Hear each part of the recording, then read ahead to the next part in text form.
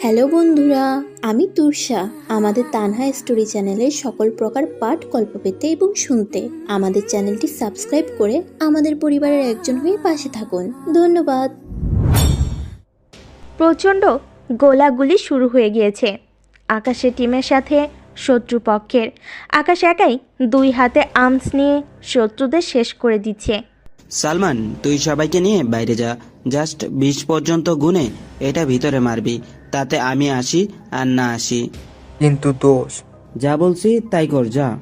সালমান টিমের বাকিদের নিয়ে বাইরে এসে 20 সেকেন্ড পর্যন্ত গুনে গ্রেনেডটি ভিতরে মারে, আর সাথে সাথে শত্রুর আস্তানা ধ্বংস হয়ে যায় নিমিষেই। দোস্ত, এ কি করলি? আকাশ তো ভিতরে। সালমান মাটিতে বসে পড়ে ধ্বংস হয়ে যাওয়া আস্তানার দিকে তাকিয়ে মাথা নত করে বন্ধুকে হারিয়ে ফেলে চোখের জল ছেড়ে দেয়। হঠাৎই সালমান ওর কাঁধে কারোর হাতের স্পর্শ পায়। সালমান মাথা তুলে তাকিয়ে দেখে আকাশ। সালমান অবাক হয়ে উঠে দাঁড়িয়ে আকাশকে জড়িয়ে ধরে আর বলে, দোস্ত তুই ঠিক আছিস? কিভাবে বেঁচে আসলি? আমার কাছে সবার আগে তোরা। তোদের দোয়ার সাথে থাকলে আমার কিছু হতে পারে বল? কখনোই না। যাক, একটা মিশন শেষ হলো, এবার একটু শান্তিতে থাকতে পারবি তোরা। চল, বাসায় যাবি। ভাই, এভাবে আমাদের জন্য জীবনের ঝুঁকি নিবেন? আমাদের কাছে তুই সবার আগে। হ্যাঁ দোস্ত, তুই সবসময় আমাদের সেফ রাখস আর নিজে শত্রুর সামনে এগিয়ে যাস। এরপর আর কিন্তু এসব চলবে না। আরে কি যে বলিস না, তোরাই আমার সব। চল এখন যাওয়া যাক। হ্যাঁ চল। এরপর সবাই সবার বাসায় চলে যায়। আকাশ বাসায় গিয়ে নক করতেই ওর মা দরজা খুলে দেয়। আকাশকে দেখেই বলে, বাবা এসেছিস? ঠিক আছিস তো? হ্যাঁ আম্মু, ঠিক আছি। তোমার দোয়ার সাথে থাকলে আমার আর কিছু হতে পারে বলো? আকাশ ওর আম্মুকে জড়িয়ে ধরে বলে। ওর আম্মু অভিমানী কণ্ঠে বলে, তোর বাবাও আর্মিতে কাজ করে নিজের জীবন দিয়েছেন, আর তুইও শেষমেশ সেই পথে গেলি। আরে আম্মু, এত চিন্তা করো না তো। দেশের জন্য কিছু করতে পারা এটা সৌভাগ্যের ব্যাপার। তুমি শুধু দোয়া করো, তাহলেই হবে। মায়ের দোয়া সবসময় ছেলের সাথে থাকে। এখন যা, ফ্রেশ হয়ে আয়, আমি খাবার দিচ্ছি। আচ্ছা। এবার পরিচয় দেওয়া যাক। এই হলো আকাশ। আকাশের বাবা আর্মিতে ছিলেন। বাবার আদর্শ ফলো করেই আজ আকাশ দেশের জন্য কাজ করছে। আকাশ একজন স্পেশাল টিমের হেড, আর এই টিমের 5 জন ওয়ারিশ রয়েছে। তাদের সবাইকে একসাথে 5 স্টার ব্যাটালিয়ন বলা হয়। আর এই ব্যাটালিয়নদের হেড হলো আকাশ। ওর নেতৃত্বে এখন পর্যন্ত 10টি মিশন সম্পন্ন হয়েছে। সরকার থেকে সবাইকে স্পেশাল মেডেলও দেওয়া হয়েছে। আকাশের পরিবারে মা আর একটা ছোট বোন আছে। ওর বাবা আগেই শহীদ হয়েছেন। আকাশের বোনকে কিছুদিন আগে একজন ডক্টরের সাথে বিয়ে দেওয়া হয়েছে। আকাশের বয়স এখন 26 বছর। ও দেখতে বেশ হ্যান্ডসাম আর গুড লুকিং ছেলে। ফর্সা মুখ, সিল্কি চুল, সুঠাম দেহ, সব মিলিয়ে পুরো একটা হিরো। আকাশ স্বভাবতই অনেক রাগী আর মিশুক। আকাশ ওর টিমের বাকি 4 জনকে নিজের থেকেও বেশি ভালোবাসে। ওরা সবাই ওর অনেক অনুগত। আকাশের কোনো কথাই ওরা ফেলে দেয় না। এদের নিয়েই আকাশের দুনিয়া। আকাশের এই ভাগাদৌড়ি জীবনে কোনো মেয়ের সাথে সম্পর্ক হয়ে ওঠেনি। জীবনের এই পর্যায়ে আসার জন্য কোনো মেয়ের উপর আকাশ দুর্বল হয়নি। আসলে কখনো কাউকে ওভাবে ভালোই লাগেনি। কিন্তু আকাশ অনেক মেয়ের ড্রিম বয় ছিল। স্কুল, কলেজ, ভার্সিটি সব জায়গায় খেলাধুলা থেকে শুরু করে সব কিছুতেই আকাশ বেস্ট ছিল। তাই সবার প্রিয় ছিল আকাশ। এরপর যখন 5 স্টার ব্যাটালিয়নে যুক্ত হলো, তখন ওর দায়িত্ব পালন দেখে সবাই ওকে পছন্দ করতে লাগলো। এখন ওর ডিপার্টমেন্টে সবাই ওকে এক নামে চিনে।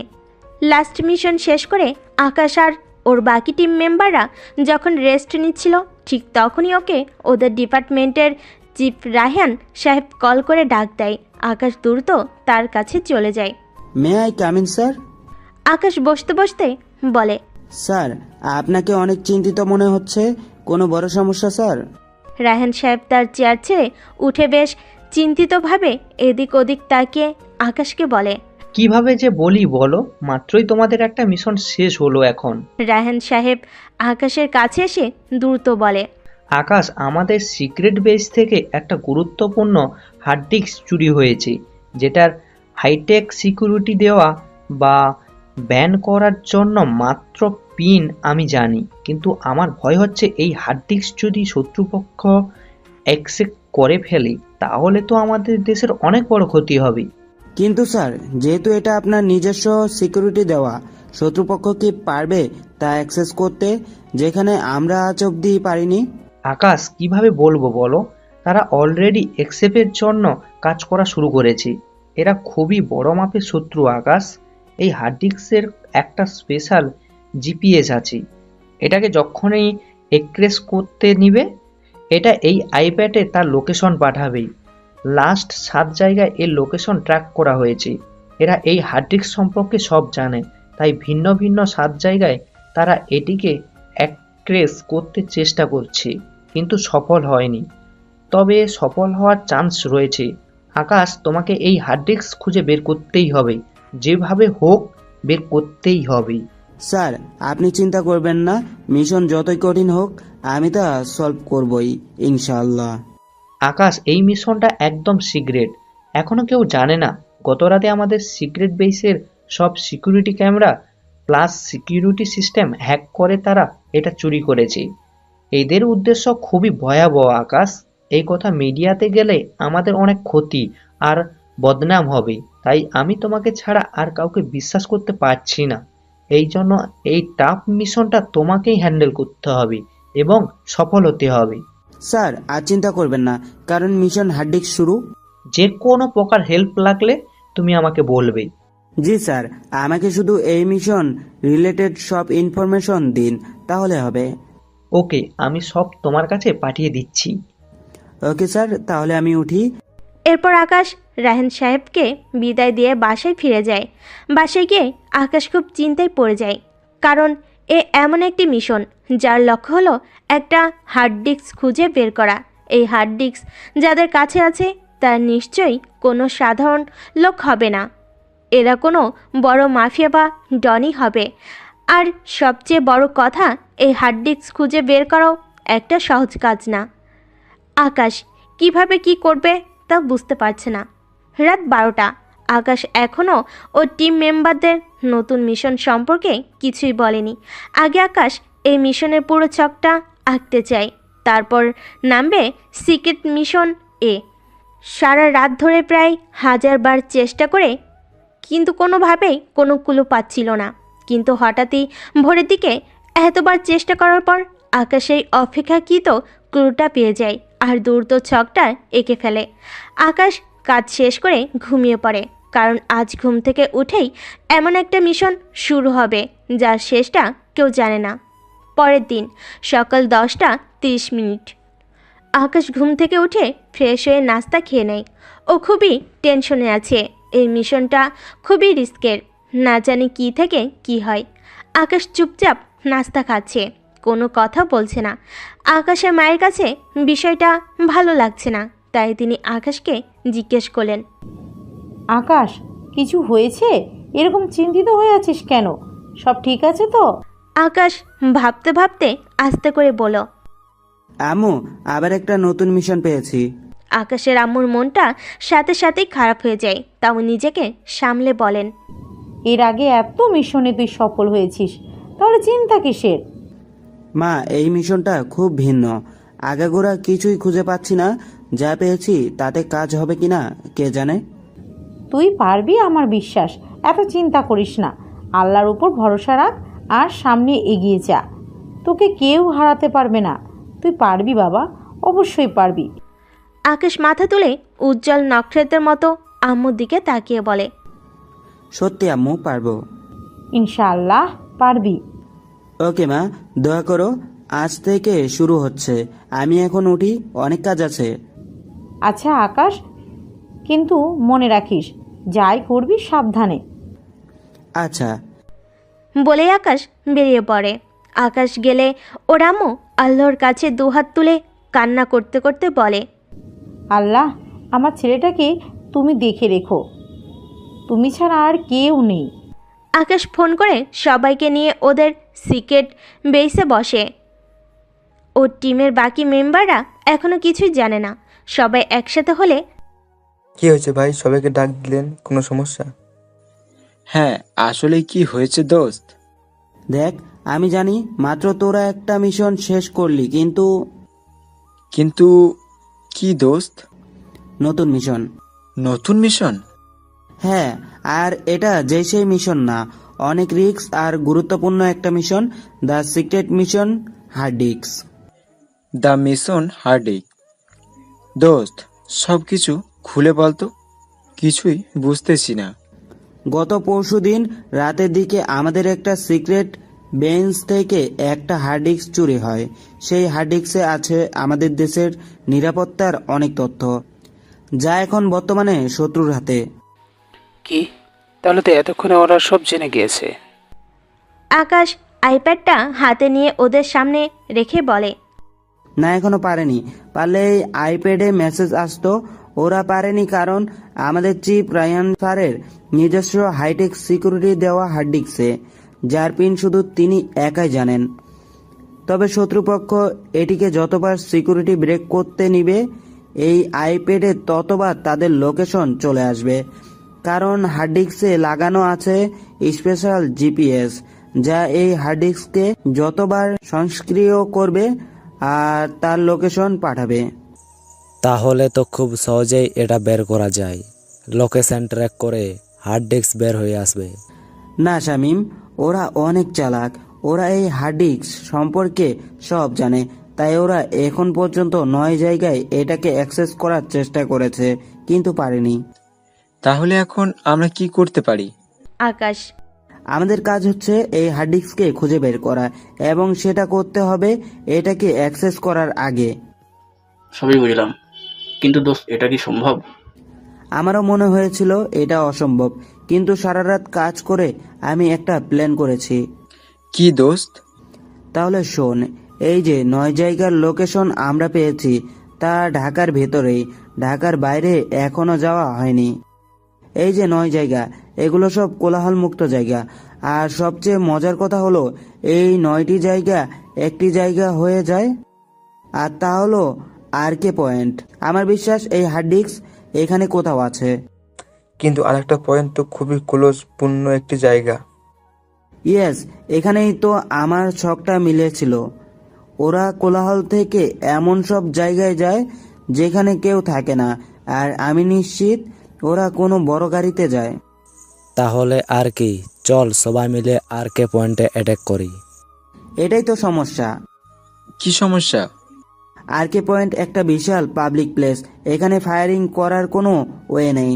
যদি একটা গুলি পাবলিকের গায়ে লাগে, তাহলে আমার এই পেশায় আসাটাই অনর্থক হবে। তাহলে চিন্তার কিছু নাই, যদি আমার ধারণা ঠিক হয় তাহলে ওরা এরপর কোথায় যেতে পারে আমরা তা চিন্তা করে আমরা ওদের আগেই ওখানে গিয়ে থাকব। জিপিএস অন হওয়ার মাত্রই ওদের খুঁজে বের করব। আর একটা কথা, কি দোস্ত? আমাদের কিছু লোক আরকে পয়েন্টের মধ্যে ছদ্মবেশে ঢুকিয়ে দিতে হবে, যাতে কোনো প্রকার ক্লু আমাদের হাত থেকে মিস না হয়। বাহ দোস্ত, তুই বেস্ট। তোর টিমের মেম্বার হই আমরা ধন্য। হয়েছে, তোদের আর পাম দিতে হবে না। খুব সিরিয়াসলি আমাদের এই মিশনটা শেষ করতে হবে। আশা করি আমি যেভাবে ভাবছি ঠিক সেভাবে যেন কাজটা হয়। হবে হবে দোস্ত, চিন্তা করিস না। এরপর আকাশ আর ওদের বাকি টিম মেম্বাররা শুটিং প্র্যাকটিস করতে চলে যায়। অন্যদিকে ফোনে, কাজ হয়েছে না বস, আমরা চেষ্টা করতেছি। শোন, যেভাবে হোক এটা খুলে আমাকে দিবি। কোটি টাকার খেলা কিন্তু। জি বস, বাসায় এমন সিকিউরিটি দিচ্ছে, আবার জিপিএসের খোলা কোনোভাবেই কাজ হচ্ছে না। হাসান, আমি না শুনতে পছন্দ করি না। যেমনে হোক খুলে নিয়ে আয়, আর যাই করবি সাবধানে। জি বস। নেক্সট কই? মীরা রোড। আচ্ছা। আকাশ সন্ধ্যায় বাসায় ফিরে। এর মাঝেও আরেক পয়েন্টে ওদের লোক ফিট করে আসে। কেউ হকার, কেউ চা বিক্রিওয়ালা, কেউ দোকানদার। এভাবে সবার কাছেই ব্লুটুথ আছে, সবাই সবার সাথে কানেক্টেড। এরা সবাই বিভিন্ন জায়গায় অবস্থান করে সবার প্রতি নজর রাখছে। এদের সবাইকে আবার আকাশ কন্ট্রোল করছে। আকাশ বাসে এসে ফ্রেশ হয়ে হালকা কিছু খেয়ে কাজে বসে পড়ে। আকাশ আরেক পয়েন্টের ম্যাপ নিয়ে বসে। গত 9 জায়গা আরেক পয়েন্টে থেকে বেশ কাছে ছিল। এই আধা ঘন্টার মতো সময় লাগে প্রতি জায়গা থেকে। আকাশে এখন কাজ হলো এমন আরও কয়েকটা জায়গা বের করা। আকাশ অনেক গাণিতিক হিসাব করে কয়েকটা জায়গা বের করে। সালাম ডেইরি মোড়, শান্তিবাগ, হিরুমিয়া লেন, মীরা রোড, আরও কয়েকটা আছে, কিন্তু এগুলোর মধ্যে কোনটা হতে পারে? রাত 11:36। আকাশের মাথা ভো ভো করে ঘুরছে। কীভাবে যে কী করবে, কোন জায়গায় যে যাবে তা মাথায় আসছে না। তাই পিস্তলটা লোড করে পিছনে ভরে ওর আম্মুর কাছে বলে বাইরে হাঁটতে বের হয়। আকাশের এটা পুরনো স্বভাব, মাথায় কিছু না আসলেই বাইরে ঘুরতে বের হয়। তাই আজও তার ব্যতিক্রম হয়নি। আকাশের বাসা থেকে হাঁটতে হাঁটতে অনেকটা সামনে চলে যায়। আশেপাশে তেমন কোনো লোকজন নেই, তবে রিক্সা আর প্রাইভেট গাড়ি চলছে কয়েকটা। আকাশ ল্যাম্পপোস্টের আলোতে ফুটপাথ ধরে হেঁটে যাচ্ছে। ধূমপান বা নেশা জাতীয় জিনিস যে আমাদের ক্ষতি করে তা জানে বলেই আকাশের হাতে কোনো সিগারেট নেই। রাতের শহরটা খুব ঠান্ডা আর আরামদায়ক হয়। মনের মাথা দুটোকেই চাঙ্গা করে দেয় এই পরিবেশ। কোনো মাদকের সাহায্য লাগে না। আকাশ একটা ছোট গলির সামনে দিয়ে চলে যেতেই ওর তীক্ষ্ণ কানে কেমন জানি গোংরানি আর ধস্তাধস্তির আওয়াজ ভেসে আসে। আকাশ দ্রুত কৌশলে পিছনে এসে অন্ধকার গলির ভিতরে ঢুকে আস্তে আস্তে সামনে এগুতে থাকে। যতই সামনে যাচ্ছে শব্দগুলো খুব স্পষ্ট মনে হচ্ছে। আকাশ গলির মাঝামাঝি আসতেই দেখে একটা অসমাপ্ত বাড়ির নিচে আলো জ্বলছে। চারিদিকে কেউ নেই। আকাশ আর এক মুহূর্ত সময় নষ্ট না করে সেই আলো আর সেখান থেকে আসা শব্দের কাছে ছুটে যায়। আকাশ সেখানে গিয়ে যা দেখে তা দেখার জন্য প্রস্তুত ছিল বলে মনে হয় না। আকাশ দেখে 3টা লোক একটা মেয়েকে ধর্ষণ করার জন্য ধরে রেখেছে। একজন মেয়েটার হাত আর একজন মেয়েটার পা ধরে রেখেছে। মেয়েটার জামার কিছু অংশ ছিঁড়েছে আর বাকি একজন পশুর মতো ঝাঁপিয়ে পড়ার জন্য তার নিজের জামা কাপড় খুলছে। মেয়েটার মুখ কাপড় দিয়ে বাঁধা, কিন্তু সে যে কি আর্তনাদ করছে তা আকাশের বুকে আর কানে স্পষ্ট এসে লাগছে। ঠিক তখনই পশুটা মেয়েটার উপর ঝাঁপিয়ে পড়বে। ঠিক তখনই আকাশ এন্টি মারে আর বলে, ওকে ছেড়ে দে। পশু 3টা হঠাৎ কারোর শব্দ শুনে ভড়কে যায়। মেয়েটা আকাশের দিকে অসহায়ভাবে তাকিয়ে শুধু কাঁদছে।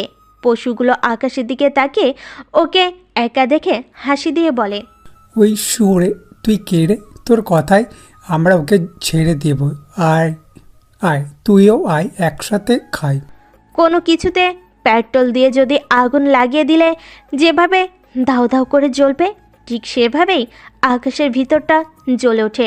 মেয়েটার চোখের সামনে হঠাৎই 3টা লাশ ঠাস ঠাস করে পড়ে যায়। মেয়েটা দেখে আকাশের পিস্তল থেকে ধোঁয়া উঠছে আর ওর চোখ লাল হয়ে আছে। 3টা পশুর মৃত শরীরগুলো আবার নড়ে উঠল, কারণ আকাশের রাগে আর কষ্টে ওর পিস্তলের পুরো ম্যাগাজিনটা এই 3টা পশুর ওপর শেষ করে। মেয়েটা শুধু স্তব্ধ হয়ে তাকিয়ে আছে। ওর সামনে 3টা গুলিতে ঝাঁঝরা হওয়া রক্তাক্ত লাশ আর একজন পিস্তল হাতে বীর দাঁড়িয়ে আছে। আকাশ পিস্তলটা পিছনে রেখে মেয়েটার কাছে এগিয়ে যায়। মেয়েটা অনেক ভয়ের লজ্জা পাচ্ছে, নিজেকে হাত দিয়ে শরীর ঢাকার চেষ্টা করছে। আকাশ মেয়েটার কাছে গিয়ে ওর গায়ে থাকা টি-শার্টটা দ্রুত খুলে মেয়েটাকে দেয়। মেয়েটা দ্রুত তা পরে নেয়। মেয়েটা থরথর করে কাঁপছে, হাতে পায়ে কোনো শক্তি পাচ্ছে না। মেয়েটা জামাটা পরে ঠাস করে বসে পড়ে। দাঁড়িয়ে থাকার শক্তিটা পর্যন্ত মেয়েটা হারিয়ে ফেলেছে। মেয়েটা মাটিতে বসে কেঁদে দেয়। আকাশে খুব খারাপ লাগছে। আকাশ মেয়েটার কাছে গিয়ে বসে বলে, প্লিজ, আপনি আর ভয় পাবেন না। ওরা আপনার কোনো ক্ষতি করতে পারেনি। ওই পশুগুলোর প্রাপ্য শাস্তি আমি ওদের দিয়েছি। আপনি শান্ত হন। মেয়েটা করুণভাবে অশ্রুসিক্ত চোখে আকাশের দিকে তাকায়। আকাশ যেন থমকে যায় মেয়েটাকে দেখে। মেয়েটা প্রচণ্ড ভয় পেয়েছে, চোখ মুখ দেখে বোঝা যাচ্ছে। আকাশের খুব রাগার কষ্ট হচ্ছে, তাও নিজেকে সামলে বলে, আপনাকে বাসায় দিয়ে আসি চলুন। আর ভয় পাবেন না, আমি থাকতে আপনাকে আর কেউ স্পর্শ করতে পারবে না। মেয়েটা মাথা নিচু করে মাথা নাড়িয়ে না বলে। আকাশ আবার বলে। আকাশ বলে, আপনি বাসায় যাবেন না? মেয়েটা মাথা নাড়িয়ে না বলে। তাহলে আমাকে বলুন, আপনি কোথায় যাবেন? মেয়েটা এবার কান্না সিক্ত কণ্ঠে বলে, আমি এখানে হোস্টেলে থাকি, আমার বাবা মা গ্রামে। আমি এখন এভাবে হোস্টেলে কিভাবে যাব? সবাই আমাকে বলে মেয়েটা হাউমাউ করে কেঁদে দেয়। আকাশ মেয়েটাকে প্রশ্ন করে, কিন্তু আপনি এত রাতে এখানে কি করছিলেন? আমার হোস্টেলে এই গলি 2টা গলি পরে। আমার শরীরটা খারাপ লাগছিল, তাই ফার্মেসিতে আসছিলাম। কিন্তু এই জানোয়ারগুলো হঠাৎ করে এই গলি থেকে বের হয়ে আমাকে ধরে এখানে নিয়ে আসে। আপনি না আসলে ওরা আমাকে প্লিজ, আপনি আর কাঁদবেন না, আপনি আমার সাথে আসুন। মেয়েটা কাঁদতে কাঁদতে বলে, কোথায়? আমার বাসায়, সেখানে আমার আম্মু আছে, চলুন। না, আমি কোথাও যাব না, আমার কাউকে বিশেষ হচ্ছে না। আমি একজন স্পেশাল আর্মি, দেশের নিরাপত্তার জন্য শপথ নিয়েছি। আপনার কোনো ক্ষতি আমার দ্বারা হবে না, আসুন। মেয়েটা কি যেন ভেবে অনেক কষ্টে উঠে আকাশের সাথে ওর বাসায় চলে যায়। আকাশ বাসায় বেল দিতেই ওর মা দরজা খুলে দেয়। আকাশের আম্মু মেয়েটাকে দেখে আকাশ থেকে পড়ে আর বলে, ওকে আকাশ? মা, আগে ভিতরে আসতে তো দাও, তারপর সব বলছি। ও হ্যাঁ, আয় আয়। মেয়েটাকে নিয়ে ভিতরে গিয়ে সোফায় বসিয়ে দিয়ে 1 গ্লাস পানি এনে দিই। মেয়েটা ডকডক করে পানি খেয়ে ফেলে। আকাশের আম্মু মেয়েটার পাশে বসে আকাশকে জিজ্ঞেস করে, তোর টি শার্ট ওর গায়ে কি হয়েছে বাবা ওর? বলছি। এরপর আকাশ ওর আম্মুকে সব খুলে বলে। মেয়েটা অঝরে কেঁদে দেয়। আকাশের আম্মু মেয়েটাকে জড়িয়ে ধরে সান্ত্বনা দেয় আর বলে, থাক মামুনি, কান্না করে না, খুব ভালো করেছিস। আকাশ জানোয়ারগুলোর সাথে ওদের বেঁচে থাকার কোনো অধিকার নেই। ফুলের মতো মেয়েটাকে নষ্ট করতে যাচ্ছিল। খুব ভালো করেছিস মামুনি, তোমার কিচ্ছু হয়নি। আর একটুকু কান্না করে না, আমি তোমার মায়ের মতোই। আর ভয় পেও না। মেয়েটা এখনও কান্না করছে। আসলে একটা মেয়ের কাছে এভাবে বিপদে পড়া কোনো স্বাভাবিক বিষয় না। মেয়েটার উপর দিয়ে কি যাচ্ছে তা শুধু ও নিজে জানে। আমাদের পুরুষের কাম চাহিদা পূরণ হলেই হয়, সেটা যেভাবেই হোক। কিন্তু এই চাহিদা পূরণ করতে গিয়ে যে সে হয়ে ওঠে একজন পশু, একজন ধর্ষক। এসব পশুরা কখনো নারীদের সম্মান তো দূরে কথা, ভালো নজরেই তাকায় না। এরা 5 মাসের শিশুকে পর্যন্ত ছাড়ে না। এদের শাস্তি একটাই, মৃত্যু। আকাশ ওর আম্মুকে ইশারা করে ওর রুমে চলে যায়। ওর অনেক কাজ আছে। আকাশ চলে গেলে ওর মা মেয়েটার চোখ মুছিয়ে দিয়ে বলে, আর কাঁদে না মামুনি। তা তোমার নাম কি মিষ্টি মামুনি? মায়া। বাহ, মায়া একদম তোমার সাথে মিলে যায়। তোমার মুখখানা ও দেখলে অনেক মায়া হয়। তুমি একদম মায়াবী একটা মামুনি। মায়া অনেক লজ্জা পায়, কিন্তু একটু আগে যা হয়েছে তা বারবার ওকে ভিতর থেকে দুর্বল করে দিচ্ছে। আকাশের মা বিষয়টা বুঝতে পেরে মায়াকে তার বুকের সাথে জড়িয়ে মাথায় হাত দিয়ে বলে, মামুনি, আমরা মেয়ে, আমরা নারী, আমাদের সহ্য শক্তি পুরুষের থেকে অনেক বেশি। 10 মাস 10 দিন বসে আমরা একটা সন্তান জন্ম দিই, যার কষ্ট কোনো পুরুষ কোনো দিন সহ্য করতে পারবে না। জীবনটা খুব অন্যরকম, কখনো রঙিন, কখনো শুধু কালো। এইসব ছোটোখাটো বিষয় জীবনে ঘটবে, কিন্তু তোমাকে শক্ত হতে হবে। এ থেকে শিক্ষা নিতে হবে। রাস্তায় কুকুর থাকবেই, একটা মারলে আরও 10টা হবে। কিন্তু আমাদের উচিত ওই কুকুরগুলো থেকে বেঁচে চলা। কিন্তু আমরা যদি তা না করে এভাবে ভেঙে পড়ি, তাহলে কি জীবন সামলে এগোবে বলো? তুমি না একটা নারী, তুমি ভেঙে পড়লে হবে? যুদ্ধ করে টিকে থাকতে হবে। আকাশের আম্মুর কথাগুলো মায়াকে অনেকটা সাহসী আর নিজের উপর আস্থা বাড়িয়ে দেয়, সাথে বেঁচে থাকার অর্থটাও বুঝিয়ে দেয়। মায়া মাথা তুলে বলে, আপনার মতো মায়ের কোল থেকেই এমন সন্তান হতে পারে। আল্লাহ তাআলা যেন সবাইকে আপনার মতো একটা মা আর এমন একটা ছেলে দেয়। দিবে না কেন? অবশ্যই দিবে। আর আমিও দোয়া করি আল্লাহ যেন সব মাকে তোমার মতো একটা মায়াবতী মিষ্টি মেয়ে দেয়। আমারও একটা মেয়ে আছে ঠিক তোমার মতো মিষ্টি। সত্যি আপুটা অনেক লাকি হবে আপনাকে মা হিসেবে পেয়ে। মামনি, তুমি কিছু খাবে? মুখ দেখে মনে হচ্ছে কিছু খাওনি। মায়া মাথা নিচু করে চুপ করে বসে আছে। আকাশের আম্মু বলে, আচ্ছা বুঝতে পেরেছি, চলো ফ্রেশ হয়ে কিছু খাবে। আকাশও খায়নি এখনো, তোমরা একসাথে খাবে, আসো। এরপর আকাশের মা মায়াকে নিয়ে তার রুমে চলে যায়। আকাশের মা মায়াকে এমন একটা শাড়ি বের করে দেয় যেটা মায়ের পরনে লাগবে। মায়াকে তিনি শাড়িটা পরিয়ে দেন। মায়াকে শাড়িতে যা লাগছে না, একদম অপ্সরা। আকাশ কাজের টেনশনে রাতে খায়নি, এখন খেতে বসেছে। তার উপর এত বড় একটা কাজ করেছে, প্রচুর রেগে আছে আকাশ। এসব পশুদের কারণেই দেশের এই অবস্থা। আকাশ খবরের পাতাগুলো পড়াই যায় না, ধর্ষণ আর খালি ধর্ষণ। আকাশ চুপচাপ বসে আছে। হঠাৎই হালকা নীল রঙের একটা শাড়ি পরে মায়া আকাশের সামনে আসে ওর মায়ের সাথে। আকাশের প্রথম চোখ যায় মায়ার পায়ের দিকে। পা থেকে আস্তে আস্তে দেখতে দেখতে উপরে মায়ের মুখখানা দেখে আকাশ যেন স্তব্ধ হয়ে যায়। ঠিক এমন একটা মেয়েকে যেন আকাশ খুঁজছিল। মায়ের ভরা মুখ, চোখ জোড়া একদম মুক্তার মতো, ঠোঁটের কোনায় ছোট কালো তিল আর ঘন কালো মেঘের মতো চুল। আকাশ হাঁ করে মায়াকে দেখছে। মায়া চুপ করে আকাশে মায়ের কাছে বসে। আকাশ এখনও হাঁ করে মায়াকে দেখছে। আকাশের আম্মু বলে ওঠে, এভাবে হাঁ করে তাকিয়ে থাকলে কিন্তু আকাশ তোর মুখে মাছি ঢুকবে, মুখ বন্ধ কর। আকাশের আম্মু চাচ্ছে মায়াকে কমফোর্টেবল বোধ করাতে, যাতে মায়া একটু আগের কথা ভেবে আবার কষ্ট না পায়। আকাশের আম্মুর কথা শুনে লজ্জা পায়। মায়া আর চোখে আকাশকে একটু লজ্জাসিক্তভাবে দেখে নেয়। এরপর আকাশের আম্মু দুজনকে খাবার বেড়ে দেয়। মায়া বলে ওঠে, আন্টি আপনি খাবেন না? মামুনি, আমি আগেই খেয়েছি, তোমরা খাও। আকাশ, ওর নাম মায়া, ওর সাথে খুব মিল আছে, তাই না? আকাশ খেতে খেতে মায়াকে এক নজর দেখে বলে, মায়া মামুনি, নিজের বাসার মতো করে খাও, কোনো লজ্জা পেও না, তুমি আমার মেয়ের মতোই। মায়া এক সময় খেতে খেতে কেঁদে দেয়। আকাশের মা বলে ওঠে, দেখো আবার মেয়েটা কাঁদছে, আহা কেঁদো না। আপনি একদম আমার মায়ের মতো। আজ আপনারা না থাকলে আমি শেষ হয়ে যেতাম। ওদের পাপের শাস্তি আল্লাহ আমার হাতেই লিখে রেখেছিল। আপনি শুধু উছিলা মাত্র, আর কষ্ট পাবেন না, কিছুই হয়নি। আর যা হয়েছে একটা খারাপ স্বপ্ন ভেবে ভুলে যান।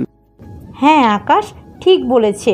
মামুনি আর কেঁদো না তো, এখন খাও। এরপর সবাই খাওয়া দাওয়া শেষ করে যে যার রুমে চলে যায়। আকাশ ওর রুমে চলে যায়, আর মায়াকে নিয়ে আকাশের আম্মু তার রুমে চলে যায়। আকাশের আম্মু মায়াকে নিয়ে তার বিছানায় শুয়ে পড়ে আর মায়াকে বলে, মামুনি, তোমার বাসায় কে কে আছে? আব্বু, আম্মু আর একটা ছোট ভাই। আব্বু কলেজের শিক্ষক, আর মা বাসায় থাকে, আর ছোট ভাই ক্লাস 9-এ পড়ে। এরা সবাই আমার গ্রামে থাকে। ও, তুমি এখানে একা থাকো? আমি এখানে একটা হোস্টেলে থেকে ভার্সিটিতে পড়ি। এই বছরই নতুন ভার্সিটিতে ভর্তি হয়েছি। ঢাকার কিছুই চিনি না, কিছু বুঝিও না। শোনো মামুনি, এই শহরটা খুব খারাপ, কখনো রাতে একা বের হবে না। যদি একান্ত প্রয়োজন হয় কাউকে সাথে নিয়ে বের হবে। জি আন্টি, সত্যি আপনারা অনেক ভালো, না হলে কি এত সাহায্য করে? আমার ছেলেটা ঠিক ওর বাবার মতো। জানো ওর বাবার সাথে আমার কিভাবে পরিচয় হয়েছিল? কিভাবে? বলছি, আমাকে একদিন কিছু বকাটে ছেলে রাস্তায় খারাপ ব্যবহার করেছিল। ওর বাবা এসে ছেলেগুলোকে এমন মারে যে ছেলেগুলো মনে হয় 6 মাসেও বিছানা থেকে উঠতে পেরেছে কিনা সন্দেহ। ওর বাবার সাহসিকতা দেখে আমি সেদিনই তার প্রেমে পড়ে যাই, কিন্তু বলতে পারি না। লুকিয়ে লুকিয়ে তাকে দেখতে যেতাম। একদিন ধরাও খায়। ব্যাস? কি? পরের দিন পুরো পরিবার নিয়ে আমার বাসায় হামলা দিয়ে আমাকে নিয়ে যায়।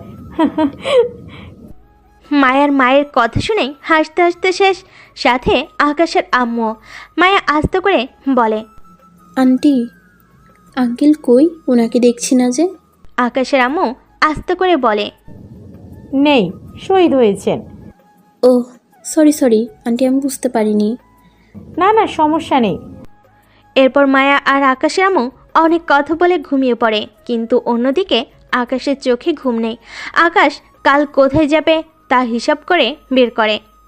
ওর বাকি টিম মেম্বারদের কল দিয়ে বলে, কাল আমরা সালাম বোর্ডের ওখানে থাকবো, তোরা সকাল সকাল আগেই চলে যাস, আমি পরে আসবো, সারাদিন ওখানেই থাকবো। আচ্ছা। এরপর আকাশ সব গুছিয়ে বিছানায় গিয়ে শুয়ে পড়ে। ঠিক চোখটা বন্ধ করার সাথে সাথেই মায়ের বিমুখখানা ওর সামনে ভেসে ওঠে। কিন্তু মায়ের সাথে আজ যা হলো তা ভেবেই আকাশের অনেক রাগ হয়। রাগটা গিলে ফেলে মিশনের কথা ভাবতে ভাবতে আকাশ ঘুমিয়ে পড়ে। পরের দিন সকালে, আকাশ, ওকে একটু দিয়ায় বাবা। আচ্ছা মা, আসুন। আন্টি, আপনারা অনেক করেছেন, সত্যি আপনাদের মতো ভালো মানুষ আর হয় না। অনেক ধন্যবাদ আপনাকে। দূর বোকা, ধন্যবাদ কিসের? তোমার যখন ইচ্ছা হবে তুমি চলে এসো। আমি সারা দিন বাসায় একাই থাকি, তুমি আসলে আমার ভালো লাগবে আরও। আচ্ছা, আসি আন্টি। সাবধানে থাকবে মামুনি। এরপর আকাশের মায়ের সাথে মায়া নিচে নেমে আসে। আকাশ ওর দামি বাইকটা বের করে বলে, আকাশ বলে, উঠুন, আপনাকে নামিয়ে দিয়ে আসি। মায়া লজ্জাসিক্ত হয়ে বাইকে বসে। আকাশ একটা হাসি দিয়ে একটানে মায়ের হোস্টেলের সামনে চলে যায়। মায়া বাইক থেকে নেমে বলে, আপনাকে কোটিবার ধন্যবাদ দিলেও কম হবে, তাও মন থেকে বলছি, আপনি আমাকে বাঁচিয়েছেন। অসংখ্য ধন্যবাদ আপনাকে। এখানে আমার নাম্বার আছে, যে কোনো সময় যে কোনো প্রয়োজনে ফোন দিবেন। আচ্ছা। একটা মুচকি হাসি দিয়ে একটানে আবার বাসার দিকে চলে আসে। আকাশ গেলেই মায়ের বান্ধবী বলে, মায়া, কি রে, রাতে তুই কই ছিলি? আর ওই হ্যান্ডসাম ছেলেটা কে ছিল রে? হুম। উপরে চল, সব বলছি। আচ্ছা, আর তুই এত সুন্দর শাড়ি পরে আছিস কেন? চল, সব বলছি। মায়া অবাক হয়ে কার্ডটা নেয় আর বলে। এরপর হোস্টেলে গিয়ে মায়া লিমাকে সব খুলে বলে। লিমা মায়ার একদম বেস্ট ফ্রেন্ড। লিমা মায়ের কথা শুনে ওর গায়ে যেন কাটা দিয়ে যাচ্ছে। লিমা বলে, দোস্ত, আল্লাহ তোকে বাঁচিয়েছে রে। ঠিক সময় ছেলেটা না গেলে তো তোর অনেক বড় ক্ষতি হয়ে যেত। সত্যি তোর ভাগ্যটা অনেক ভালো। আসলেই দোস্ত, আল্লাহর কাছে কোটি কোটি শুক্রিয়া, তিনি আমাকে বাঁচিয়েছেন। কিন্তু জানিস, সবার ভাগ্যটা না আমার মতো না রে। সবাই তো আর ওনার মতো কাউকে পায় না যে এসে বাঁচাবে। আমি আল্লাহর কাছে শুধু এটাই দোয়া করি, সবাই যেন ওনার মতো একজনকে পায়। অন্যদিকে আকাশ মায়াকে পৌঁছে দিয়ে সোজা বাসায় এসে ফ্রেশ হয়েই বাকিদের ফোন দেয়। তোরা সবাই কোথায়? দোস্ত, আমরা স্পটে পৌঁছে গেছি। এখানে তেমন কেউ নেই। আমরা 4 জন 4 পয়েন্টে আছি। পুরো এলাকা আমাদের আন্ডারে। ওকে, তোরা থাক, আমি আইপ্যাড নিয়ে আসছি। ওকে। আকাশ এরপর রেডি হয়ে নাস্তা করে মাকে বিদায় দিয়ে বাইক নিয়ে বাইরে বের হয়ে টান দিয়ে কিছু দূর সামনে আসতেই দাঁড়িয়ে যায়। দেখে মায়া দাঁড়িয়ে আছে। আপনি একা দাঁড়িয়ে আছেন? মায়া ইতস্তত হয়ে বলে, আসলে রিক্সার জন্য দাঁড়িয়ে আছি, একটু লাইব্রেরিতে যেতে হবে, কিছু নোট করব, কিন্তু কোনো রিক্সাই পাচ্ছি না। আসুন, আমি দিয়ে আসি। আরে না না, আপনি খুবই ব্যস্ত মানুষ, আমার জন্য আপনার লেট হবে। আপনি যান, আমি রিক্সা পেয়ে যাব নে। আকাশ মুখটা শক্ত করে একটু গম্ভীর কণ্ঠে বলে, উঠুন বলছি।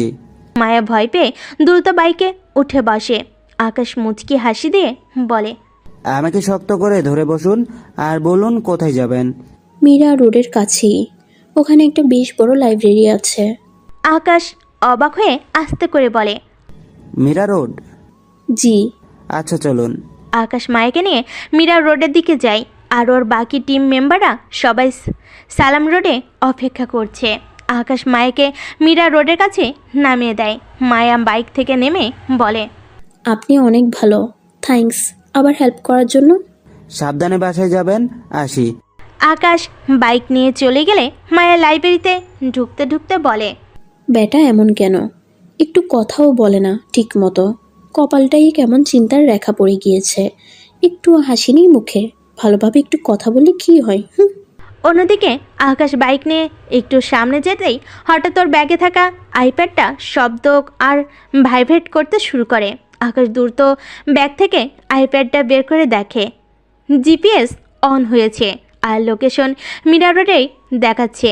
আকাশ অবাক হয়ে যায়, কারণ ও ভেবেছিল ওরা সালাম রোডে থাকবে। আকাশ কি করবে এখন? ওর বাকি টিম মেম্বাররা সবাই সালাম রোডে। আকাশ আর কিছু না ভেবে আইপ্যাডের লোকেশন ফলো করে যেতে থাকে একাই। যেতে যেতে একটা বড় অসম্পূর্ণ বিল্ডিং দেখতে পায়। আকাশ বাইকটা আড়ালে পার্ক করে বাইক থেকে নেমে আইপ্যাডটা নিয়ে বিল্ডিংয়ের কাছে গিয়ে দেখে স্ট্রং সিগন্যাল দিচ্ছে। আকাশের পিস্তলটা লোড করে আস্তে আস্তে আশেপাশে তাকে এগুতে থাকে। কি আছে সামনে আকাশ কিছুই জানে না। বিল্ডিংটা 15 তলা, 2টা সিঁড়ি। আকাশ ডান পাশের সিঁড়ি দিয়ে আস্তে আস্তে সাবধানে উঠে পড়ছে, কিন্তু কাউকেই দেখছে না। আকাশ 5 তলায় ওঠার সাথে সাথেই জিপিএস অফ হয়ে গেল। আকাশ 5 তলা থেকে দেখে একটা বড় সাদা গাড়ি দ্রুত চলে যাচ্ছে। তার মনে ওরা এবারও পারেনি, কিন্তু আকাশের অনেক রাগ হচ্ছে। একটুর জন্য ধরতে পারেনি ও। আকাশ নিচে এসে বাকিদের ফোন দিয়ে বলে, তোরা সবাই চলে যা। মীরা রোডে ছিল ওরা, একটুর জন্য ধরতে পারিনি। যাক, সমস্যা নেই। তবে আমার ধারণা ঠিক আছে, ওরা আমার টার্গেট করা জায়গাগুলোতেই যাচ্ছে। ও, নেক্সট টাইম আর ভাগতে পারবে না দোস্ত। তোরা বাসায় চলে যা। ওকে। আকাশ ফোন রেখে আবার আরেক পয়েন্টের লোকেদের ফোন দেয়। আকাশ বলে, হ্যালো, আপনাদের ওখান থেকে কি কোনো বড় সাদা গাড়ি বের হয়েছে বা ঢুকেছে? না স্যার, এখানে কোনো গাড়ি আসেনি বড়। আচ্ছা, বুঝেছি। আপনারা চোখ কান খোলা রাখুন। জি স্যার। আকাশ ফোনটা রেখে চুপচাপ দাঁড়িয়ে কিছু ভাবে। তারপর সব কিছু গুছিয়ে বাইক নিয়ে আবার লাইব্রেরিতে চলে যায়, যেখানে মায়া আছে। আকাশ বাইক রেখে ভিতর ঢুকে দেখে মায়াও বের হবে। মায়া আকাশকে দেখে চমকে যায়। আকাশ বাইরে গিয়ে দাঁড়ায়। মায়া দ্রুত চলে আসে। বাইরে এসে আকাশকে বলে, আপনি জাননি? গিয়েছিলাম, কাজ শেষ। আপনার জন্য আজ অনেক উপকার হয়েছে, তাই ধন্যবাদ দিতে আসলাম। মায়া আকাশের কথা শুনে অবাক হয় বটে, কিন্তু কিছু বুঝতে পারে না। মায়া বলে, আমি আপনার আবার কি উপকার করলাম? আছে, এখন চলুন। কোথায় যাবেন? ক্লাস আছে। না, হোস্টেলে যাব। আচ্ছা, উঠুন বাইকে। মায়া কি বলবে বুঝতে পারছে না। আকাশের মতো ছেলে যে ওকে এতটা মূল্য দেবে ও স্বপ্নেও ভাবেনি। মায়া মনে মনে অনেক খুশি হয়। মায়া বাইকে উঠে বসলে আকাশ বাইক চালিয়ে যেতে থাকে। অনেকটা সময় পর মায়া বুঝলো ওরা বাসার দিকে যাচ্ছে না। মায়া মনে মনে বলে, এটা তো বাসার রাস্তা না, তাহলে উনি আমাকে নিয়ে কোথায় যাচ্ছে? নিয়ে যাক, যেথায় খুশি। ওনার সাথে কোনো ভয় নেই আমার। এইভাবে মনের অজান্তেই আকাশকে শক্তভাবে পিছন থেকে জড়িয়ে ধরে মায়া। আকাশ মায়ের এভাবে জড়িয়ে ধরতেই একটু নড়েচড়ে ওঠে। এভাবে এত মায়ের ওকে আগে কেউ জড়িয়ে ধরেনি। মায়া কিছুক্ষণ পর বুঝতে পারে ও আবেগের বশে লজ্জাজনক কাজ করে ফেলেছে। মায়া ঠাস করে আকাশকে ছেড়ে দেয়। আকাশ বাইক স্লো করে বলে, ধরে বসুন, না হলে পড়ে যাবেন। মায়া লজ্জায় শেষ হয়ে যাচ্ছে। লজ্জা নিয়েই এবার খুব সাবধানে আকাশকে ধরে মায়া। এরপর অনেক দূরে গিয়ে আকাশ বাইক থামায়। মায়া তাকিয়ে দেখে একটা জায়গা। এখানে অনেক গাছপালা, অনেক ধরনের ফুলের বাগান আছে। শহর যে এরকম একটা প্লেস আছে মায়া কল্পনাও করেনি। মায়ার আকাশ নামে। মায়া বলে ওঠে, জায়গাটা খুব সুন্দর, কিন্তু আমরা এখানে কেন? এটা একটা কফি শপ, আমার পছন্দের একটা কফি শপ, আমার ফ্রেন্ডের। মাঝে মাঝে আসে এখানে। চলুন ভিতরে যাই। ও জি, চলুন। আকাশ মায়াকে নিয়ে ভিতরে যায়। অনেকগুলো টেবিল, প্রতি টেবিলেই কাপল আছে। সবাই সবার ভালোবাসার সাথে। খোলামেলা পরিবেশ আর প্রকৃতির ছোঁয়া সবার মনেই ভালোবাসা জাগায়। মায়া দেখে আকাশ ওকে নিয়ে সবাইকে পাস করে ভিতরে একটা জায়গায় নিয়ে গেল। বেশ সুন্দর একটা জায়গা। বাইরে থেকে ভিতরের এই জায়গাটাই সবচেয়ে বেশি সুন্দর। মায়া শুধু মুগ্ধ হয়ে দেখছে। বসুন। মায়া বসে আর আকাশকে প্রশ্ন করে, এখানে কেউ আসে না কেন? হঠাৎ পিছন থেকে, কারণ ভাবি এটা শুধু আকাশের জন্য, এখানে অন্য কারো বসার সুযোগ নেই। আরে ফাহিম, কেমন আছিস দোস্ত? ফাহিমকে জড়িয়ে ধরে বলল আকাশ, খুব ভালো দোস্ত, কিন্তু তুই খুব খারাপ। আহা, কেন? তুই এত সুন্দর ভাবিটাকে বিয়ে করেছিস, অথচ আমাকে দাওয়াত পর্যন্ত দিসনি। ফাহিমের কথা শুনে মায়া লজ্জা পাবে না অবাক হবে, কি করবে কিছুই বুঝতে পারছে না। আকাশ মায়ের দিকে তাকিয়ে দেখে মায়া সেই লজ্জা পাচ্ছে আর বোকা হয়ে গিয়েছে। আকাশের মনে একটু মজা করার ইচ্ছে হয়, তাই আকাশ বলে, আর বলিস না ভাই, মা জোর করে ওর সাথে বিয়ে দিয়ে দিয়েছে। কাউকেই বলিনি, জানিসই তো আমি কি করি। একটু আগে ফাহিমের কথা শুনে যতটুকু অবাক না হয়েছে তার চেয়ে হাজার গুণ অবাক বা শক খেয়েছে মায়া আকাশের কথায়। মায়া আকাশের দিকে অবাক নয়নে তাকিয়ে দেখে আকাশ মুচকি হাসছে। হঠাৎই আকাশ মায়াকে একটা চোখ টিপ দেয়। মায়ের লজ্জায় আর কেমন জানি একটা হচ্ছে, ওর গলা শুকিয়ে যাচ্ছে, তাই দ্রুত এক গ্লাস পানি খেয়ে একটু শান্ত হয়। আচ্ছা বুঝেছি, এবার বস। তোর পছন্দের খাবারের অর্ডারে আমি দিয়ে এসেছি। তোকে গেট দিয়ে ঢুকতে দেখতেই তোদের জন্য অর্ডার করে দিয়েছি। বা এই না হলি বন্ধু। তুই থাম, ভাবির সাথে একটু কথা বলে নি। তা ভাবি, আপনার নাম কি? মায়া যে কি বলবে বুঝতে পারছে না। ওর মনে একটাই প্রশ্ন ঘুরছে যে আকাশ সত্যিটা বলল না কেন। মায়া আকাশের দিকে তাকিয়ে দেখে এখনো সেই বাঁকা হাসিটা দিচ্ছে। মায়া আস্তে করে বলে, জি মায়া। বাহ, খুব সুন্দর নাম। জানেন ভাবি, আপনার এই স্বামীটা খুব ভালো। আজ আমি যদি আমার পরিবারের মুখে দুমুঠো ভাত তুলে দিতে পারি, তা শুধু এই বন্ধুটার জন্য। এই যে দেখছেন ক্যাফেটা, এটা সম্পূর্ণ ওর টাকায় বানিয়েছি। এই গাছপালা, ফুলের বাগান সব ওরই বুদ্ধি, ওরই সব কিনে দেওয়া। আজ ও না থাকলে আমাকে আমার বাবা মাকে নিয়ে পথে বসতে হতো। মায়ের রীতিমতো আজ অবাকের ওপর অবাকই হচ্ছে। একটা মানুষ যে এতটা ভালো হতে পারে মায়ের জানা ছিল না। মায়া আকাশের দিকে আবার তাকায়। আকাশ অন্যদিকে তাকিয়ে মুচকি হাসছে। মায়া যেন মুগ্ধ হয়ে যাচ্ছে আকাশকে দেখে। আকাশ ফাহিমকে বলে ওঠে, দোষ রাখতো, তোকে এগুলা বলতে না করেছি না। আরে রাখতো। জানেন ভাবি, আমার এই ক্যাফেতে আকাশ শুধু ওর সবচেয়ে প্রিয় এবং কাছের মানুষগুলোর সাথে আসি। আপনিও কিন্তু ওর এখন প্রিয় একজন, বুঝলেন? মায়া আকাশের দিকে তাকায়। প্রতিনিয়ত শুধু অবাকই হচ্ছে। আকাশ ওকে এত গুরুত্ব দিচ্ছে ভাবতেই মায়ের কেমন জানি লাগছে। জি ভাইয়া, বুঝেছি। শুনেন ভাবি, আপনার জন্য স্পেশাল খাবার আনতে বলেছি।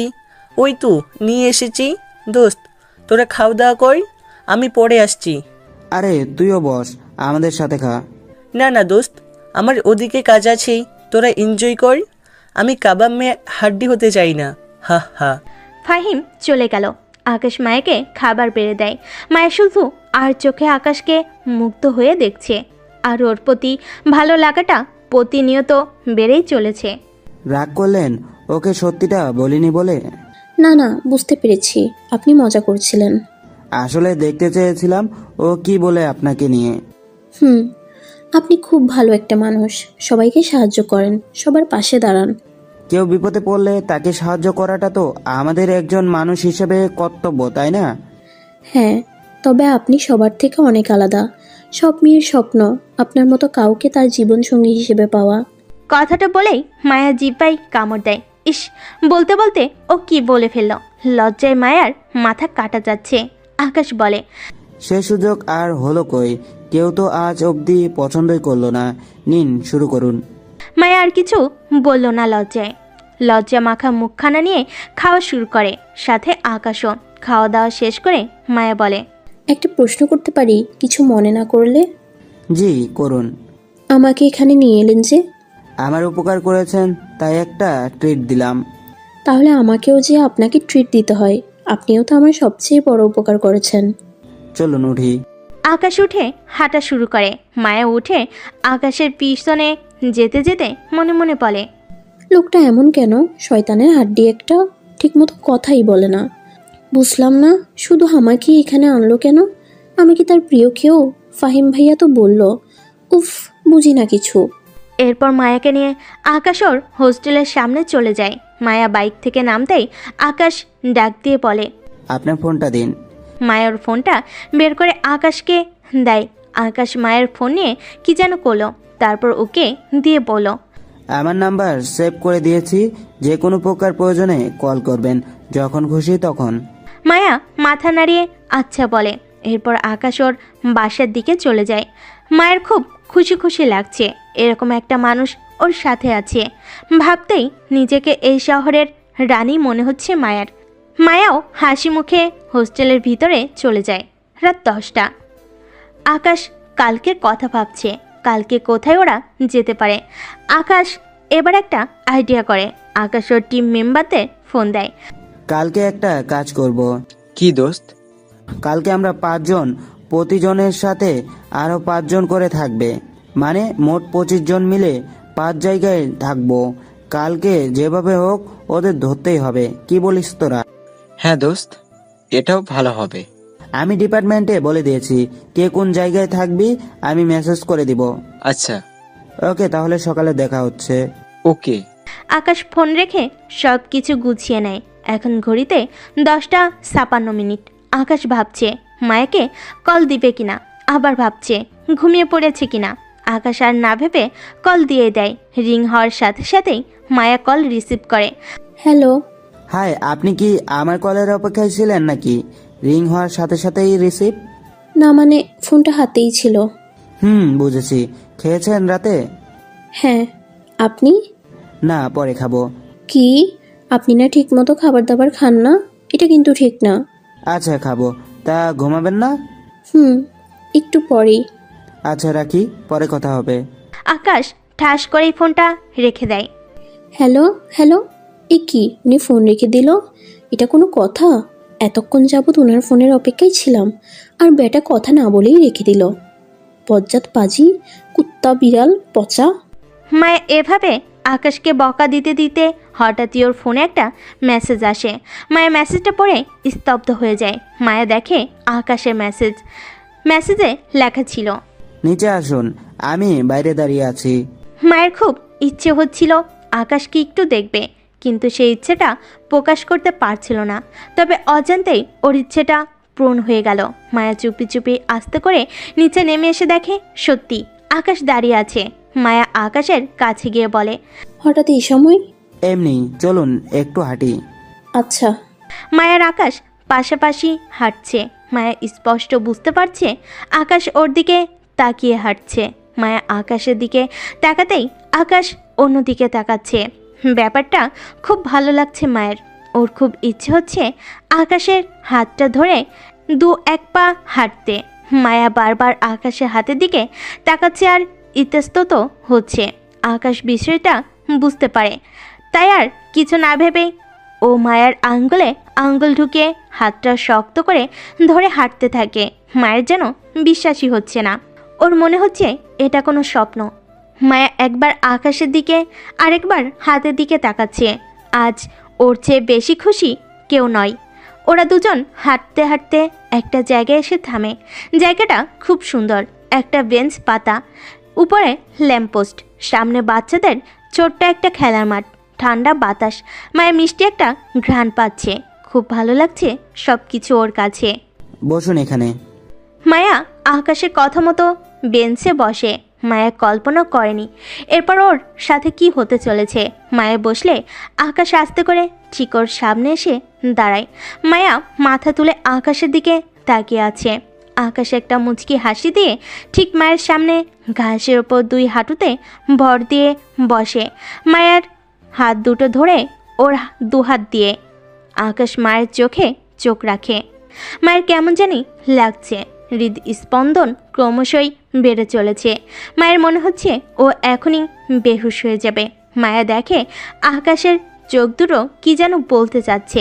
মায়া শুধু পাথর হয়ে আছে, একদম জমে গিয়েছে আকাশের স্পর্শে।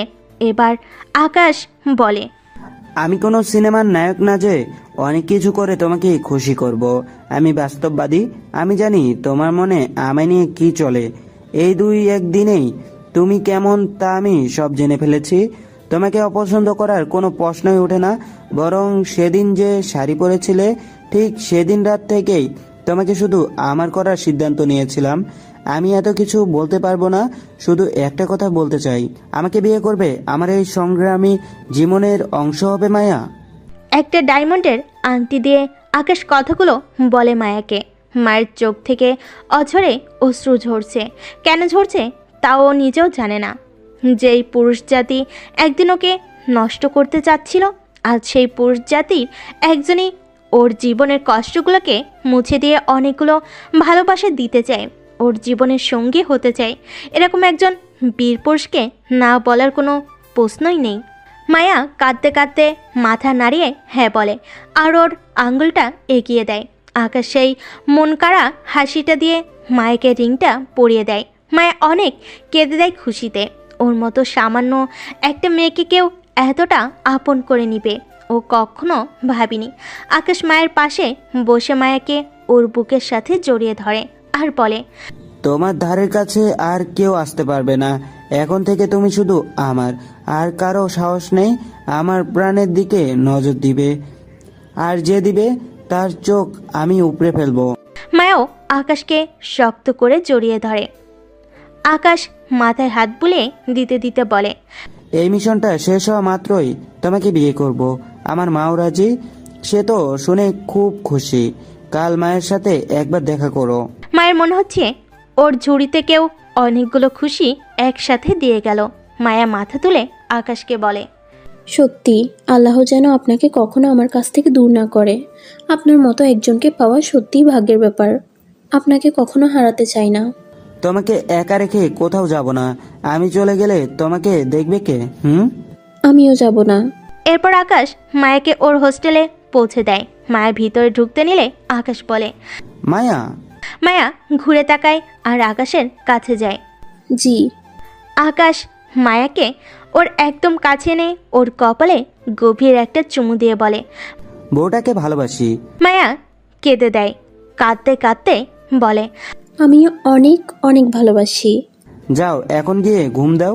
কাল আমার অনেক বড় একটা মিশন আছে, দোয়া কইরো।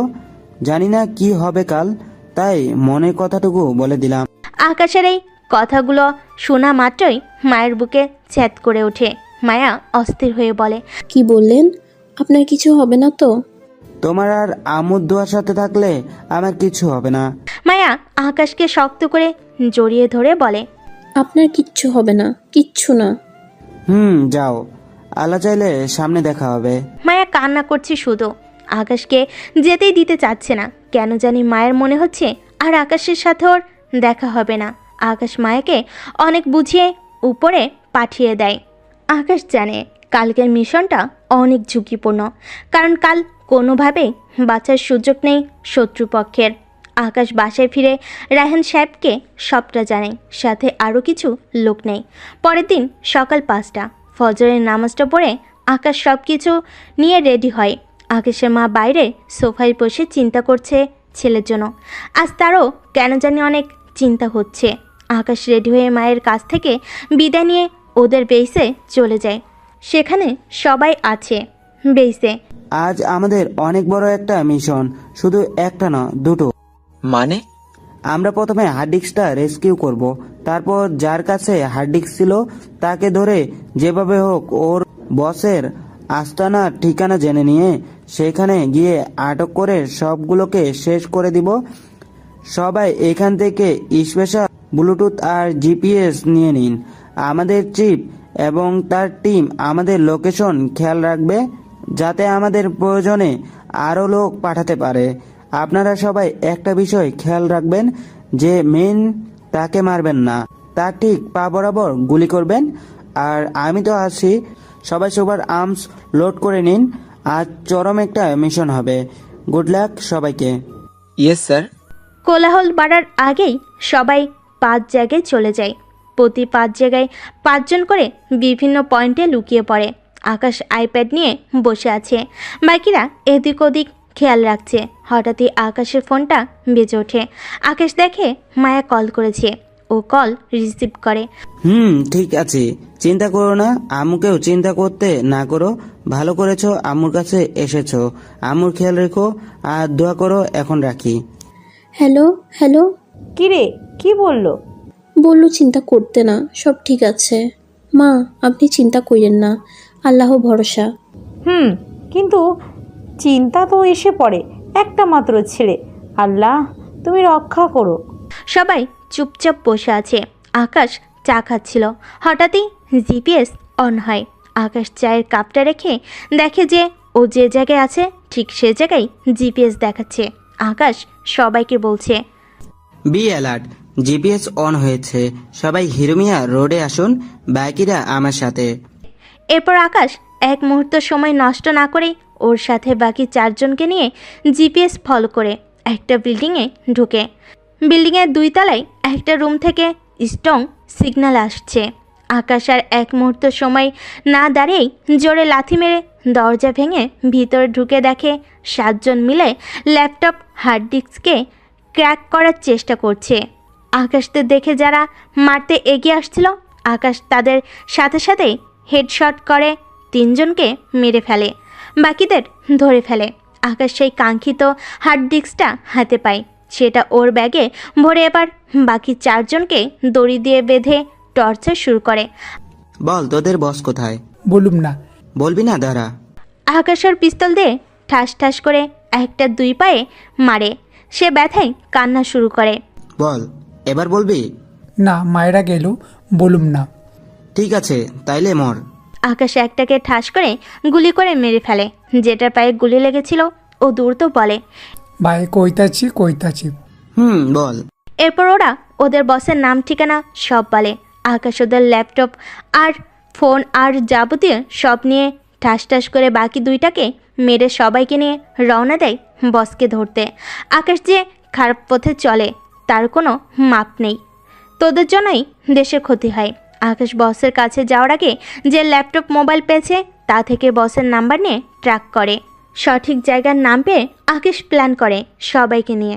আমরা মোট 50 জন আছি, প্রতি 10 জন 4 দিক থেকে ঢুকবে, বাকি 10 জন বাইরে লুকিয়ে থাকবে, একটা শত্রু যেন বাঁচতে না পারে, আর বাকিরা বিভিন্ন পয়েন্টে এই বোমাগুলো ফিট করে দিবেন। প্রয়োজনে তা ব্লাস্ট করবেন। যত শত্রুই সামনে আসুক, হার মানবেন না কেউ। বেস্ট অফ লাক সবাইকে। Yes sir. সালমান, শামিম, রবিন আর নীরব, তোরা সবাইকে লিড দিবি। ওকে দোস্ত। তাহলে চলুন সবাই। আকাশ বাকিদের নিয়ে রওনা হয় বসের আস্থানায়। অন্যদিকে বস কেউ তো ফোন ধরতেছে না, খালি কেটে দেয় সবাই। মানে কি কস? ওরা ফোন কাটবো কে? কি হইছে ওগো? তুই লোক পাঠাইছস? জি বস। খবরের ফোন বেজে ওঠে। হ্যালো ভাই, এখনো তো আমাদের সব লোককে মাইরা ফেলেছে। কি? তুই তাড়াতাড়ি চইল আয়। কিরে, কি হইছে? কথা বলছিস না কেন? বস, আমাগো লোক গইতে মাইরা হার্ড ডিস্ক নিয়ে গেছে এখন। কি? হঠাৎই বসের রুমে একজন দৌড়ে এসে বলে, বস, আমাগো তো 4 দিক থেকে অনেক আর্মি ঘিরা ফেলাইছে, গোলাগুলি শুরু হয়ে গেছে। শালারা সব মরবো আজকে। ওরা কোথায় আইছে জানে না। সবগুলারে মার, একটাও যেন নাও আছে। তোরাও যা। হা। আমার কাছে কেউ আইতে পারবি না। আমার গ্যাং এত ছোট না, তোগো মতো 100টারে মারার ক্ষমতা আমার আছে। আকাশ পুরো ব্যাটালিয়ন নিয়ে অ্যাটাক করে, সামনে আগাচ্ছে আর ঠাস ঠাস করে এক একটা পড়ে যাচ্ছে গুলি খেয়ে। প্রচুর গোলাগুলি হচ্ছে, একের পর এক শত্রু আসছে। হঠাৎই খবর পাই আকাশ ওর কয়েকজন লোক গুলি খেয়েছে। আকাশ যেমনভাবে চেয়েছিল ঠিক তেমনটা হচ্ছে না। পরিস্থিতি খুব খারাপ হচ্ছে ধীরে ধীরে। আকাশ আর না পেরে পরপর 2টো গ্রেনেড মারে, বাকিরাও সামনে গোলাগুলি করছে। অন্যদিকে মায়া, মনটা কেমন জানি করছে, অস্থির লাগছে খুব। প্রীতম ঠিক আছে তো? ওরে ফোন দাও, ও ঠিক আছে তো? মা, আপনি শান্ত হন, আল্লাহ ভরসা। আচ্ছা, আমি ফোন দিচ্ছি। মায়া কয়েকবার আকাশকে ফোন দিল, আকাশ ফোন ধরছে না। মায়েরও খুব টেনশন হচ্ছে, হাত পা কেমন লেগে আসছে, গলা শুকিয়ে যাচ্ছে চিন্তায়। আকাশ আমও কেমন জানি করছে। মায়া কোনোভাবেই তাকে শান্ত করতে পারছে না। এদিকে আকাশের বাকি টিম মেম্বাররা শত্রুদের ওপর জান প্রাণ দিয়ে ঝাঁপিয়ে পড়েছে। আকাশের কাছে আরও আর্মি পাঠানো হয়েছে। আকাশ গুলি করতে করতে হঠাৎ ওর ম্যাগাজিন শেষ হয়ে যায়, আর সাথে সাথে পিছন থেকে 3টা গুলি এসে আকাশের গায়ে লাগে, আর আকাশ ঠাস করে নিচে পড়ে যায়। আকাশ। দোস্ত। স্যার। আকাশ নিতর হয়ে পড়ে আছে। অন্যদিকে আকাশের মা আর মায়া বাসায় বসে খুব চিন্তা করছিল। অনেকটা সময় হয়েছে, আকাশে কোনো খবর নেই। আকাশের মা তো সেই কবে থেকেই অস্থির হয়ে আছে, এদিক ওদিক করছে। হঠাৎই আকাশের আমুর ফোনটা বেজে ওঠে। হ্যালো আন্টি, আমি সালমান। সালমান বাবা, তুমি কাঁদতেছো কেন? আমার আকাশ ঠিক আছে তো? আন্টি আপনি দ্রুত হাসপাতালে চলে আসুন, আমরা গাড়ি পাঠিয়েছি, তাড়াতাড়ি। আকাশের আম্মু স্তব্ধ হয়ে যায়। তার দুনিয়া যেন মুহূর্তেই অন্ধকার হয়ে যায়, মুখের ভাষা হারিয়ে ফেলে। একটা মাত্র ছেলে, তাহলে সেও কি বাবার মতো? আকাশ, আম্মু কি হয়েছে? আম্মু, আমার আকাশ হাসপাতালে। কি? এরপর আকাশের আম্মু আর মায়া দ্রুত হাসপাতালে চলে আসে। দুজনেই কাঁদতে কাঁদতে অবস্থা খারাপ। তারা দেখে অনেক আর্মি একসাথে দাঁড়িয়ে আছে। আকাশের আম্মু কাঁদতে কাঁদতে দৌড়ে গিয়ে বলে, আমার আকাশ কোথায়? আমার আকাশ। সাথে মায়াও বলছে, উনি কোথায়? ওনার কি হয়েছে? আপনারা বলছেন না কেন? সালমান, শামীম এসে মায়া আর আকাশের মাকে শান্ত করার চেষ্টা করছে। আমার আকাশের কি হয়েছে আমি জানতে চাই, আমাকে দয়া করে কেউ বলো। আন্টি ওর গায়ে 3টা গুলি লেগেছে, খুব খারাপ অবস্থা ওর, আমরা পারিনি ওকে বাঁচাতে। কি? উনি আর বেঁচে নেই? বেঁচে আছে, তবে খুবই খারাপ অবস্থা। ডাক্তাররা আপ্রাণ চেষ্টা করছে। মায়া আর আকাশের আম্মু হাউমাউ করে কান্না করছে। সাথে আকাশের বন্ধুরা আর সাথীরাও নীরবে চোখের জল ফেলছে। রায়হান সাহেবও তাদের মাঝে একজন। বাইরের দেশ থেকে বড় ডাক্তার আনানো হয়েছে। দীর্ঘ 4 ঘন্টা কেটে যায়। ডাক্তার ওটি থেকে বের হয়ে আসে। মায়া আর আকাশের আম্মু ডাক্তারের কাছে দৌড়ে যায়। ডাক্তার, আমার ছেলেটা কেমন আছে? ও সুস্থ আছে তো? বলুন না ডাক্তার, বলুন। দেখুন, আমরা আমাদের কাজ করেছি, এখন বাকিটা মহান আল্লাহর হাতে। তার যদি সময় মতো জ্ঞান আসে তাহলে হয়তো বেঁচে যাবে, তবে রোগীর অবস্থা বেশি ভালো না। তিনি দিন 3টা গুলি খেয়েছে, উনি যে এখনও শ্বাস নিচ্ছে তাই অনেক। আপনারা সবাই আল্লাহকে ডাকুন। ডাক্তারের কথা শুনে আকাশের মা আরও ভেঙে পড়ে, আরও কান্না শুরু করে।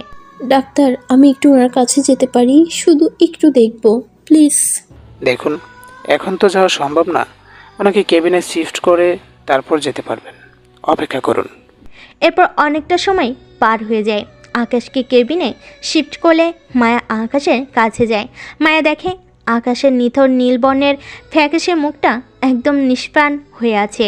মায়ের ভিতর থেকেই ফুপিয়ে ফুপিয়ে কান্না আসে। মায়ের চোখের জল ছেড়ে দেয়। মায়া আকাশের কাছে বসে ওর হাতটা ধরে কাঁদতে কাঁদতে বলে, আপনি উঠুন না, আর কত ঘুমাবেন? আমাকে বিয়ে করবেন না? আপনি না বললেন আমাকে একা রেখে কোথাও যাবেন না? তাহলে কেন আজ একা করে চলে যাচ্ছেন? আমাকেও নিয়ে যান সাথে। কিভাবে আপনাকে ছাড়া থাকবো? আমার কথা না হয় বাদ, নিজের মায়ের কথা ভাবুন। তাকেও নিঃস্ব করে দিয়ে যাবেন? কি নিয়ে সে বেঁচে থাকবে বলুন? ফিরে আসুন, প্লিজ ফিরে আসুন, ফিরে আসুন না। মায়া অঝরে কাঁদতে থাকে। হঠাৎই মায়া ফিল হয় আকাশের আঙ্গুলগুলো নড়াচড়া করছে। মায়া মাথা তুলে তাকিয়ে দেখে আকাশ চোখ খুলছে, চোখের ইশারায় বলছে, আমি ঠিক আছি। মায়া কাঁদতে কাঁদতে আকাশকে জড়িয়ে ধরে। বাইরে বাকিরাও ভিতরে চলে আসে। ডাক্তার চেক আপ করে বলে, উনি এখন ঠিক আছে, আর কোনো চিন্তা নেই। আকাশের এক পাশে ওর আম্মু, আর পাশে মায়া জড়িয়ে ধরে শুধু কান্না করছে। আকাশের চোখের কোণা থেকেও পানি পড়ছে।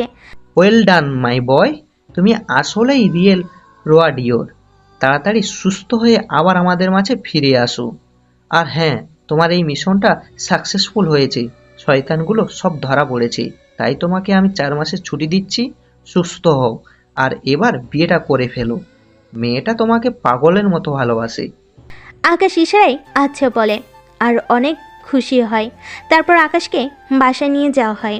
মায়া আকাশকে সেবা করে, যার জন্য আকাশ খুব তাড়াতাড়ি সুস্থ হয়ে যায়। তারপর মায়ের সাথে আকাশের বিয়ে ঠিক হয়। আজ আকাশ আর মায়ের বিয়ে। তো নানা ধরনের নিয়ম শেষ করে ওদের বিয়েটা সম্পূর্ণ হয়।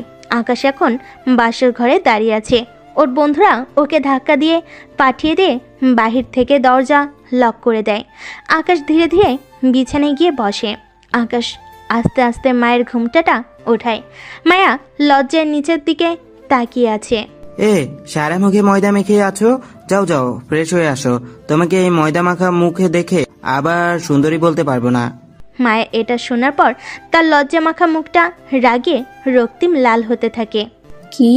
আমি ময়দা সুন্দরী? আমি ময়দা মাখি? এর আগে মনে হয় দেখেননি। দেখেছি, কিন্তু তখন তোমাকে পেতনির মতো লাগতো। এখন এসব মেখে শেওড়া গাছের শাকচুনির মতো লাগছে। এবার কিন্তু বেশি বেশি হয়ে যাচ্ছে। কি বেশি হয়ে যাচ্ছে গো আমার পেতনি বউ? ওই আবার পেতনি বললেন? তাহলে এই পেতনিকে বিয়ে করেছেন কেন? কি করছো, কলার ছাড়ো। বলে জোর করে কলার ছাড়িয়ে নেয়। আচ্ছা বাদ দাও, যাও ফ্রেশ হয়ে আসো। মায়া আর কিছু না বলে কাপড় নিয়ে ওয়াশরুমে চলে যায়। আকাশ তার পোশাক চেঞ্জ করে শুয়ে পড়ে। কিছুক্ষণ পর মায়া কালো একটা শাড়ি পরে বাইরে আসে। আকাশ মুগ্ধ নয়নে মায়ের দিকে তাকিয়ে আছে। মায়া সোজা বিছানায় এসে মাঝখানে কোলবালিশ দিয়ে শুয়ে পড়ে। কি হলো, এভাবে শুলে কেন? মহারানী রাগ করেছেন? আপনার রাগ ভাঙাচ্ছি, দাঁড়ান। আকাশ কোল বালিশটা সরিয়ে মায়াকে পেছন থেকে জড়িয়ে ধরে। জড়িয়ে ধরার সাথে সাথে এই কি হলো, ছাড়েন। পেতনিকে জড়িয়ে ধরেছেন কেন? আমার লক্ষ্মী বউটা দেখি রাগ করেছে। আমি কারোর উপর রাগ করিনি, ছাড়েন। বলেই জোর করতে থাকে আকাশের বাহুদ্বয় থেকে। আকাশ কিছু না বলে, চার ঠোঁট এক করে নেয়। কিছুক্ষণ পর ছেড়ে দেয়। মায়া লজ্জায় আকাশের বুকে মুখ লুকিয়ে আছে। কি বউটা, লজ্জা পেলে নাকি? না ছাড়েন। আকাশ আর মায়া গল্প করছে। মায়া এখনো আকাশের বুকে মাথা রেখে আছে। আচ্ছা শুনেন না। বলো না গো বউ। আমার না একটা আপনার মতো পিচ্ছি দুষ্টু ছেলে চাই। কিন্তু আমার তো তোমার মতো একটা মিষ্টি মেয়ে চাই। না ছেলে। না মেয়ে। এই বলে তারা তাদের দুষ্টু মিষ্টি ঝগড়া করতে থাকে। কয়েক বছর পর সাইদ, কই তুমি? নাস্তা করবে না? এই ছেলেটা না একেবারে শয়তানের হাড্ডি হয়েছে। আমার একটা কথাও শুনে না।